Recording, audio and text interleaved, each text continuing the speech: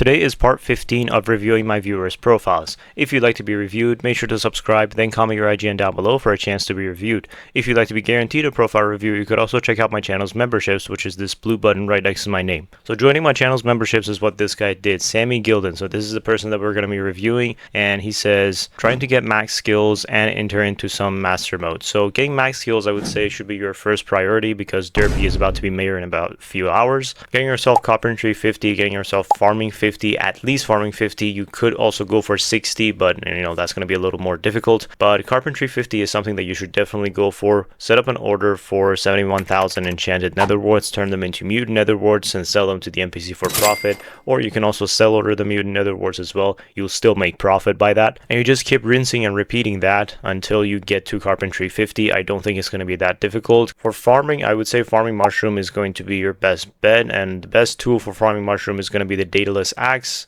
if you have one, and then you're going to use the mushroom cow pet or the rabbit pet, whichever one that you like. I would recommend the mushroom cow because it makes more money, but you could also use the rabbit pet if you like to maximize the amount of wisdom that you get for farming and max out your farming as quickly as possible. You're trying to get into master mode. I would say that you're pretty much ready. You're a cat of 32 and you have done multiple floor 6, multiple floor 5s, multiple floor 7s, and you have done 2 M1s.